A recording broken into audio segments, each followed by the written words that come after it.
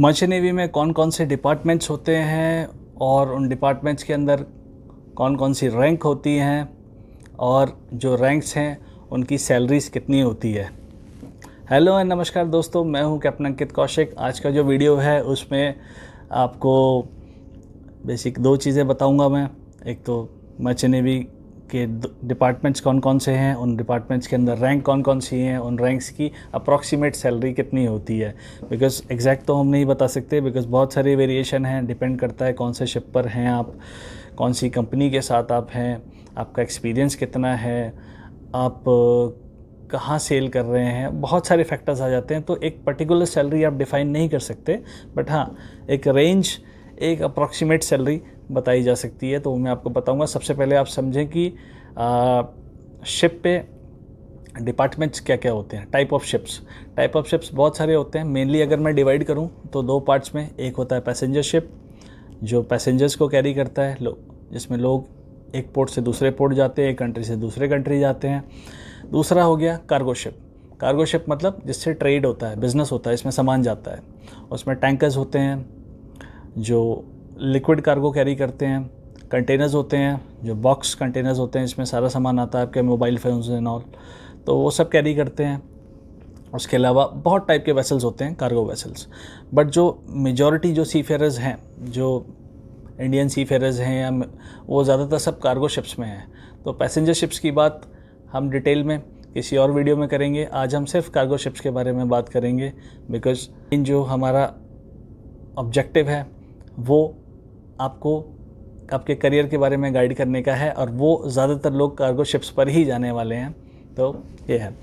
तो cargo ships की अगर बात करें, all types of cargo ships, उनमें बेसिकली 3 डिपार्टमेंट्स होते हैं। पहला डिपार्टमेंट होता है डेक डिपार्टमेंट, दूसरा डिपार्टमेंट होता है इंजन डिपार्टमेंट, एंड तीसरा डिपार्टमेंट होता है गैली डिपार्टमेंट, यानी सलोन डिपार्टमेंट भी बोलते हैं। सो जो रैंक्स होती हैं, अभी मैं रैंक्स की स्टार्टिंग करूँगा। रैंक्स में जो पहली रैंक कैप्टन से स्टार्ट करेंगे। कैप्टन जो होता है वो कोई डिपार्टमेंट में नहीं होता एक्चुअली, ना तो आप डेक डिपार्टमेंट में बोलेंगे ना इंजन डिपार्टमेंट में बोलेंगे। तो बेसिकली वो सब डिपार्टमेंट्स में इन्वॉल्व है। कैप्टन का इन्वॉल्वमेंट डेक डिपार्टमेंट में भी होता है, इंजन डिपार्टमेंट में भी होता है, सैलून डिपार्टमेंट में भी होता है। So ship is under command of the captain. जो कैप्टन की कमांड होती है उसमें होती है शिप। सारे डिपार्टमेंट्स और कंपनी के बीच में एक ब्रिज का काम करता है। मतलब पूरे शिप का, जैसे कि आपने सोचा कैप्टन जैसे टीम का कैप्टन होता है, वो रिप्रेजेंट करता है। तो कैप्टन अपने शिप को रिप्रेजेंट करता है बाहर। तो अब आते हैं सबसे पहले हम लोग डेक डिपार्टमेंट पे। जो डेक डिपार्टमेंट में जो टॉप रैंक होती है, जो डेक डिपार्टमेंट का हेड होता है, वो होता है चीफ ऑफिसर। तो चीफ ऑफिसर की जो सैलरी है ऑन एन एवरेज मार्केट में, अगर यूएस डॉलर्स में बात करें हम लोग, तो अराउंड $7,000 से लेके मैंने 13-14,000 डॉलर्स तक भी देखे हैं। तो अगेन डिपेंड करेगा, एक्सपीरियंस, टाइप ऑफ शेप, बहुत सारी चीज़ें हैं। उसके बाद में चीफ ऑफिसर के नीचे जो दूसरी रैंक होती है वो होती है सेकंड ऑफिसर। जो सेकंड ऑफिसर होता है, सेकंड ऑफिसर की जो सैलरी होती है वो होती है $3,500 से लेके $5,000-6,000 तक भी मैंने देखी है। तो अगेन वो डिपेंड करेगा, बहुत सारे वेरिएबल फैक्टर्स हैं। उसके बाद सेकंड ऑफिसर के नीचे आता है थर्ड ऑफिसर। जो थर्ड ऑफिसर होता है, थर्ड ऑफिसर की जो सैलरी होती है वो $2,000 से लेके $4,000, इनफैक्ट कभी कभी $4,000 से थोड़ी सी ऊपर भी होती है। उसके बीच में वेरी करती है। इन जनरल अगेन वेरिएबल है। उसके बाद थर्ड ऑफिसर के नीचे आता है, आजकल बहुत सारी कंपनीज़ ने भेजना स्टार्ट किया एडिशनल थर्ड ऑफिसर या जूनियर ऑफिसर जिसको बोलते हैं। जो कैडेट्स होते हैं जब एग्ज़ाम पास कर लेते हैं तो कंपनीज डायरेक्टली उनको एज ए ऑफिसर नहीं भेजती, एज ए जूनियर ऑफिसर या एडिशनल थर्ड ऑफिसर भेजती है। तो एडिशनल जो सैलरी होती है वो $1,000 से लेके $2,500 के बीच में कुछ होती है। Again it depends. उसके बाद जो बॉटम डेक ऑफिसर्स में जो सबसे नीचे आता है वो है डेक कैडेट। तो डेक कैडेट की जो सैलरी होती है, सैलरी नहीं उसको स्टाइपेंड बोलेंगे, क्योंकि ये अपना ट्रेनिंग टाइम पूरा कर रहा है, एक तरह से इंटर्नशिप कर रहा है जहाज़ पे, तो वो होती है अराउंड $300 से लेके $500 के बीच में कुछ भी हो सकती है। ओके, तो ये डेक डिपार्टमेंट हो गया। अभी हम आते हैं इंजन डिपार्टमेंट पे, जो इंजीनियर्स का डिपार्टमेंट है। सो इंजीनियर्स का डिपार्टमेंट, इंजन डिपार्टमेंट का जो हेड होता है वो होता है chief engineer. Chief engineer is the overall incharge of all the technical things of the ship. Ship पे जितनी टेक्निकल चीज़ें होती हैं, जितनी भी मशीनरी होती है, वो सब चीफ इंजीनियर के अंडर आती है। भले ही वो इंजन रूम में हो या डेक पर हो, कहीं भी हो।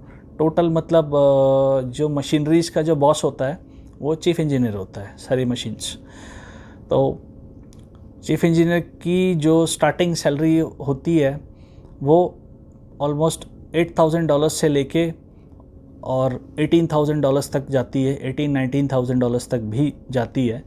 तो बहुत ज़्यादा वेरिएबल है, अगेन डिपेंड करता है टाइप ऑफ शिप कैसा है, एक्सपीरियंस कितना है, सीनियरिटी क्या है, वो सब चीज़ें होती हैं। सो बट जो एवरेज जो सैलरी होती है चीफ इंजीनियर और कैप्टन की ऑलमोस्ट इक्वल होती है, कोई ज़्यादा डिफरेंस नहीं होता।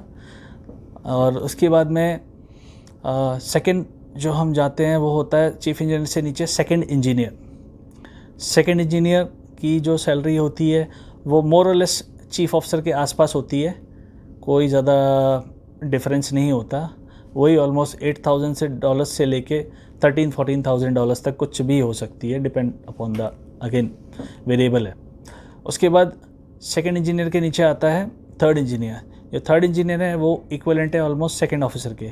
तो जो थर्ड इंजीनियर की सैलरी होती है वो भी अराउंड वही सेकंड ऑफिसर के आसपास होती है, अराउंड $3,500 से लेके $5,500 तक कुछ भी हो सकती है। उसके बाद में थर्ड इंजीनियर से नीचे आता है फोर्थ इंजीनियर। फोर्थ इंजीनियर की सैलरी अगेन वही थर्ड ऑफिसर के इक्वलेंट होता है, तो ऑलमोस्ट उतनी ही सैलरी होती है, वही $2,500 से लेके $4,000 तक कुछ भी हो सकता है। नीचे आता है इंजन कैडेट या फिर ट्रेनी इंजीनियर। ट्रेनी इंजीनियर की जो सैलरी होती है वो डेक कैडेट से थोड़ी सी ज़्यादा होती है, क्योंकि और वो होती है अराउंड $500 से लेके $800 तक। इनफैक्ट मैंने $1,000 वाले भी देखे हैं ट्रेनी इंजीनियर्स। तो ये है, तो ये डेक डिपार्टमेंट हो गया मेजर, इंजन डिपार्टमेंट हो गया। और उसके अलावा ये दो मेजर डिपार्टमेंट्स के बाद जो तीसरा डिपार्टमेंट होता है जो छोटा होता है वो होता है सैलून डिपार्टमेंट, गैली डिपार्टमेंट। इसमें मैक्सिमम 2 से 3 लोग होते हैं। एक होता है इसका जो हेड होता है चीफ कुक। जो कुक होता है, कुक की सैलरी अगेन $1,000 $900 से लेके $1,500-1,600, इनफैक्ट $2,000 तक भी कुछ भी हो सकती है। अगेन एक्सपीरियंस पे डिपेंड करेगा, कंपनी पे डिपेंड करेगा। ओके, उसके बाद जो सैलून डिपार्टमेंट में अगला बंदा होता है वो होता है स्टीवर्ड, जनरल स्टीवर्ड। स्टीवर्ड की सैलरी अगेन वही $600 से लेके $1,500 तक कुछ भी हो सकती है। स्टीवर्ड के बाद में उसके नीचे कई बार ट्रेनी स्टीवर्ड भी होते हैं। जो ट्रेनी स्टीवर्ड होता है उसकी सैलरी वही अराउंड $500 से लेके $800 के बीच में कुछ हो सकती है। समटाइम्स जो सैलून डिपार्टमेंट में एक सेकंड कुक भी होता है, उसकी सैलरी थोड़ी सी कम होती है कुक से, पर जनरली जो मैंने देखा है एक कुक होता है चीफ कुक जिसको बोलते हैं हम लोग, और एक स्टीवर्ड होता है general steward, that's all. Saloon department बस इतना होता है। इन सारे डिपार्टमेंट्स के बाद एक रैंक है जो छूट गई है हमसे, वो टेक्निकल रैंक है पर थोड़ी सी अलग है। वो रैंक है इलेक्ट्रिकल ऑफिसर। इलेक्ट्रिकल ऑफिसर जो पूरा इलेक्ट्रिकल चीज़ों का इंचार्ज होता है शिप पर। हालांकि वो चीफ इंजीनियर के अंडर ही आता है, इंजन रूम की टीम में ही है, बट वो थोड़ा सा एक अलग रैंक है, तो इसलिए इसको मैंने एक्सक्लूड किया है, अलग से मैं उसके बारे में बता रहा हूँ। इलेक्ट्रिकल ऑफिसर की जो सैलरी होती है वो ऑलमोस्ट सेकंड ऑफिसर और थर्ड इंजीनियर के आसपास में होती है, जो कि अराउंड वही $4,000 से लेके $6,000 के बीच में कुछ भी हो सकती है। तो उसके बाद हम लोग आते हैं अपने क्रू के ऊपर, जो हमारा क्रू है। तो डेक क्रू में जो रेटिंग्स में अगर जाते हैं हम लोग, तो जो रेटिंग्स का जो हेड होता है वो होता है, जो डेक साइड की रेटिंग्स है उनका हेड होता है बोसन। तो जो बोसन एंड पंपमैन, अगर जो टैंकर शिप्स होते हैं उन पे एक पंपमैन भी होता है। तो ये दोनों डेक रेटिंग्स के हेड होते हैं। और यहाँ पे देखा जाए तो जो सैलरी है वो अच्छी होती है, वो अराउंड $1,500 से लेके $2,000 तक कुछ भी हो सकती है, थोड़ी बहुत ऊपर नीचे, $2,000 से थोड़ा बहुत ऊपर भी हो सकती है। उसके बाद जो बोसन के नीचे जो आती है नेक्स्ट रैंक, वो आती है एबल सीमैन, AB। उनकी जो सैलरी होती है वो $1,000 से लेके $1,500 के बीच में वेरी करती है इन जनरल। उसके बाद में AB के बाद में जो नेक्स्ट आता है वो आता है OS, ordinary seaman. Ordinary seaman की सैलरी अगेन $800 से लेके $1,200, $1,300 के बीच में कुछ वेरी करती है। उससे अगला जो आता है OS के नीचे, जो नए OS ज्वाइन करते हैं वैसे ट्रेनी OS उनको बोलते हैं, ट्रेनी ऑर्डिनरी सीमैन। उनकी जो सैलरी होती है वो $500 से लेके $800 के बीच में कुछ भी हो सकती है। सिमिलरली हम इंजन रूम में जाएंगे तो इंजीनियर्स की रेटिंग्स होती हैं, इंजन रेटिंग्स। इंजन रेटिंग्स में जो टॉप पर होता है वो होता है फिटर, इंजन रूम फिटर। जो फिटर की सैलरी होती है वो इक्विवेलेंट होती है पंपमैन एंड बोसन के अराउंड, वो $1,200 से लेके $2,000 तक कुछ भी हो सकती है। उसके बाद में फिटर के बाद में उसके नीचे आते हैं ऑयलर या मोटरमैन। मोटरमैन की सैलरी वही अपना $1,200 से लेके $1,500 के बीच में कुछ भी हो सकती है। तो मोटरमैन के नीचे आता है wiper. Wiper is a kind of trainee, एक तरह का ट्रेनी मोटरमैन कह सकते हैं। जो बिगिनर है वो है, उसकी सैलरी वही $500 से लेके $800 के बीच में कुछ भी हो सकती है। तो दोस्तों ये अप्रॉक्सीमेट सैलरीज़ हैं जो मैंने आपको बताई, और ये सारी सैलरीज़ US डॉलर्स यानी अमेरिकन डॉलर्स में हैं, बिकॉज जो इंटरनेशनल ट्रेड है उसमें जो सैलरी पेमेंट होती है बाय फॉरेन कंपनीज़ वो US डॉलर्स में ही होती है। Majority of the companies around the world सब US डॉलर्स में ही पे करती हैं, एक्सेप्ट इंडिया। इंडिया के अंदर जो शिप्स ट्रेड कर रहे हैं वहाँ पे जो पेमेंट होती है आपकी वो इंडियन रुपीज़ में होती है, इसलिए वो टैक्सेबल भी होती है। बट जो इंडियन कंपनीज़ की कुछ शिप्स जो फॉरेन में जा रही हैं तो वहाँ आपको इनकम टैक्स रिबेट मिलता है, जैसा कि मैंने अपने लास्ट वीडियो में बताया था, जो इंट्रोडक्शन वाला वीडियो है फर्स्ट।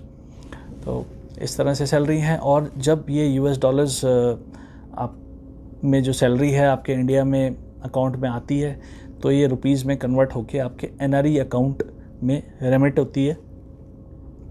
तो ये सैलरीज़ हैं, ये थोड़ा बहुत ऊपर भी हो सकती हैं, थोड़ा बहुत नीचे भी हो सकती हैं, अगेन डिपेंड करेगा। मैं फिर से बोलूँगा, आपका एक्सपीरियंस कितना है, अच्छा है, और आप कौन से शिप पर सेल कर रहे हैं, कौन सी कंपनी में हैं, तो ये सारे फैक्टर्स हैं जो सैलरी को इफ़ेक्ट करते हैं। आज के लिए बस इतना ही। अगर वीडियो आपको अच्छा लगे तो उसको लाइक कीजिए, चैनल को सब्सक्राइब कीजिए, और आने वाली वीडियोस को देखते रहिए। स्वस्थ रहिए, मस्त रहिए।